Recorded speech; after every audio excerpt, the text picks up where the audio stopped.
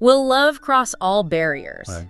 We're diving into a source that explores this through a really fascinating lens. The 2010 Tamil romantic drama, Vinnaithaandi Varuvaya. You'll often hear it called VTV. Yeah, in VTV, it's our sources paint it as more than just a film. It's like an experience, a whole mood, kind of melancholic, but beautiful too, you know? Right. It's looking at love, destiny, heartbreak. Yeah, right. It really did redefine love stories in Indian cinema at the time. Moved away from that typical big over-the-top drama. So our mission today is basically to unpack what makes VTV so special. Why did it strike such a chord? And how come it still resonates, more than a decade later? Yeah. We'll dig into the story, the amazing performances, and just the sheer craft that made it a modern classic. So if you've ever thought about, the complexities of love and longing and maybe letting go, Yeah. you're in the right place. Okay, let's get into it. Let's do it. So to really get why VTV had such an impact, we kind of need to go back to the start, to the director, Gautham Vasudev Menon. Our sources say he had this very clear vision. He did. He wanted a love story that felt, well, real, raw, relatable, deeply personal, which, like you said, was just so different from the usual Tamil romances back then. And it was personal for him, wasn't it? Yeah, that's a key thing. Apparently, the script was inspired by Menon's own, unrequited love story from when he was younger. Ah, okay. And you can feel that, I think, that authenticity and the emotions, it really comes through. And interestingly, they shot it simultaneously. Right, in 2 languages. Yeah, Tamil is VTV Mm-hmm. with STR and Trisha Krishnan, and then in Telugu is Yamaya Chesav with Naga Chaitanya and Samantha. Mm-hmm. But the sources are pretty clear. It was the Tamil version VTV that really connected deeply, became almost like a cultural moment. So let's talk about the story itself. You've got Karthik, played by STR. Young guy, wants to be a filmmaker. Right, Tamil Hindu. And he falls, head over heels for Jessie. Trisha Krishnan, she's Malayali Christian, lives upstairs in Chennai. So right away, what are the big hurdles? Well, yeah, straight off the bat, you've got those big cultural and religious divides. Yeah. Her family's conservative Christian, very against it. Okay. And then there's the age thing. Jessie's a year older than Karthik, which, in that context was another barrier. Right. And Karthik, he's pretty relentless in pursuing her. Oh, totally. Yeah. He confesses his love. She says no initially, but he doesn't give up. He even travels to Kerala to find her. There's a scene on the train. He tries to sit close, kisses her. She slaps him gently, but he's still convinced she feels something. Classic young love conviction. Exactly. It's that unwavering belief against everything, really. Family, tradition. And Jessie, she's obviously torn. Definitely. Big internal conflict. The sources really highlight this. She starts to realize she likes him, but she's terrified of the problems, knows her dad would never approve. So things escalate. Yeah, misunderstands with her brother Jeremy, and her parents find out about this sort of affair. Oh boy. And boom, they arrange a marriage for Jessie. Okay, so this leads to a massive moment, right? The wedding day. Huge turning point. Yeah. Super dramatic. Mid-ceremony, Jessie just refuses to marry the groom. Wow. And Karthik's there, secretly watching, just ecstatic.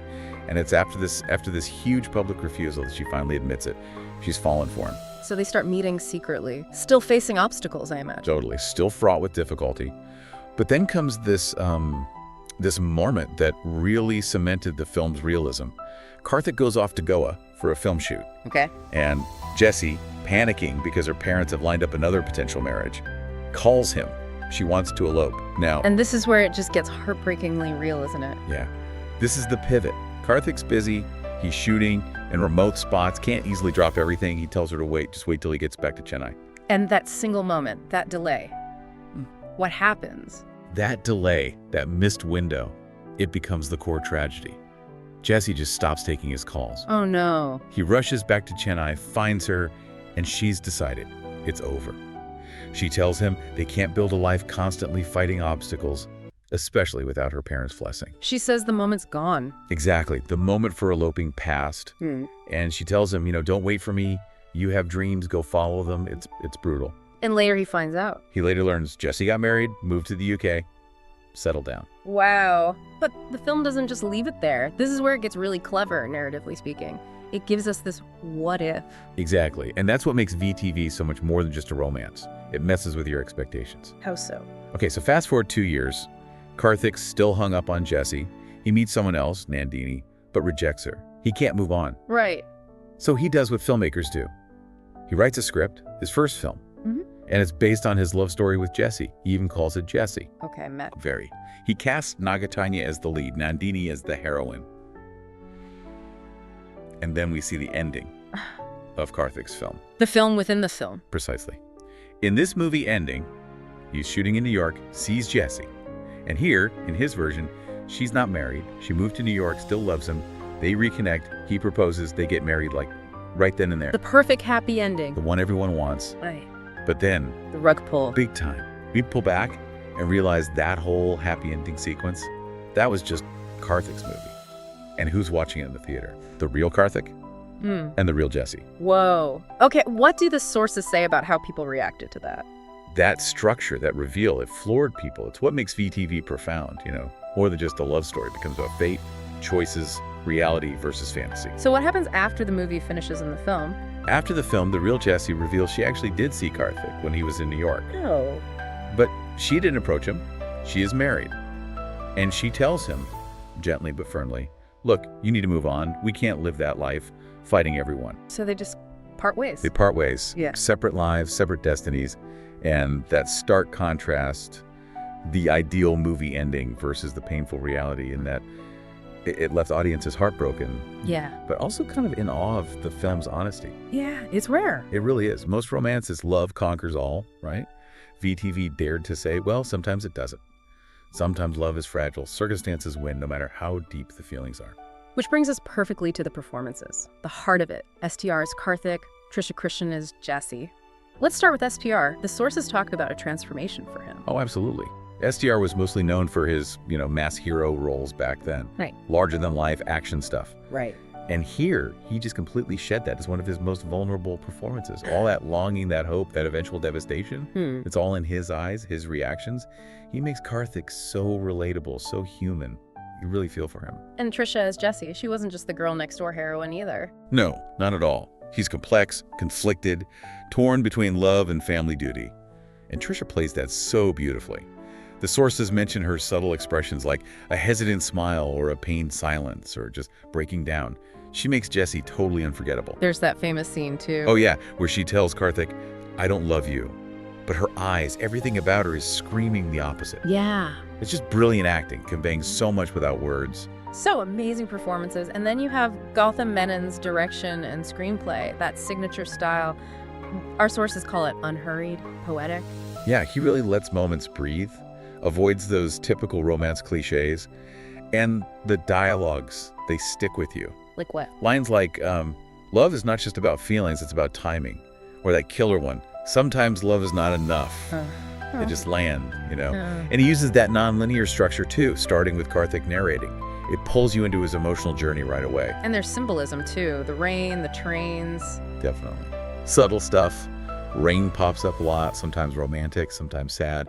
And trains, yeah, they often signify journeys, meetings, but also separations. It just adds another layer to the whole thing. Okay, so we've got story, acting, direction, but VTV is also called a cinematic masterpiece for its technical side, right? Cinematography first, Manoj Paramahamsa.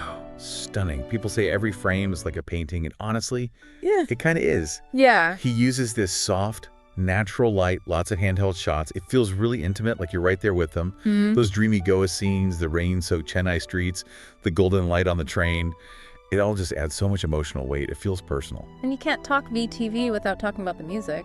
Yeah, Ramon. Legend. The soundtrack is just integral. It's not just background noise. It's like another character.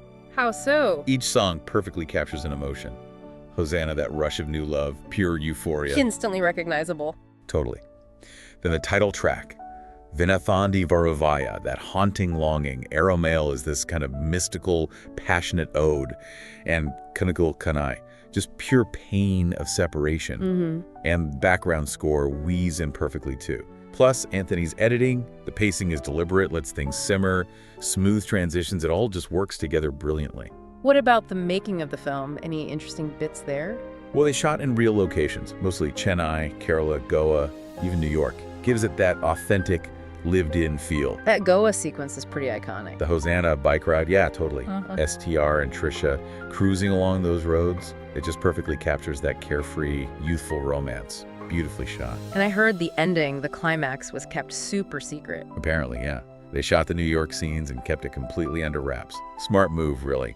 It made sure that emotional gut punch of the real ending landed with full force when people saw it in theaters. No spoilers. So let's talk reception and legacy. Critically acclaimed, right, for being fresh, the acting, the tech side. Absolutely. Critics loved it. It wasn't maybe a massive blockbuster right out of the gate, but it built this huge cult following over time. People just connected with it deeply. And its influence. Undeniable. VTV really did inspire a whole wave of more realistic, introspective love stories in Indian cinema. It proved you didn't need melodrama and a guaranteed happy ending for a romance to be powerful. So, boiling it all down, why does VTV still hit so hard today? What's the magic formula? I think it's a few things. One, it's painfully real. That honesty about love not always working out, that resonates. Yeah. Two, the chemistry. SDR and Trisha together are just magnetic, unforgettable pairing. Absolutely. Three, Rahman's music. It's timeless. Those songs still give you chills. Yeah. And four, Gautham Menon's storytelling. It's poetic. It's a film you feel, not just watch. It's fascinating, isn't it, how it became this modern classic because of the bittersweet ending, not in spite of it. Exactly. It captures love in this really pure, but also heartbreaking way.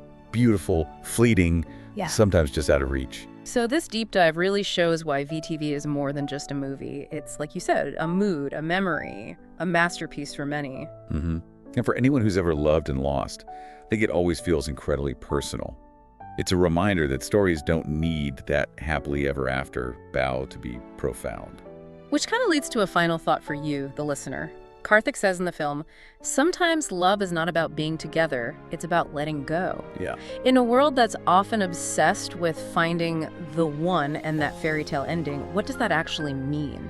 What does that more nuanced idea, love, loss, letting go, mean for how we think about romance in our own lives?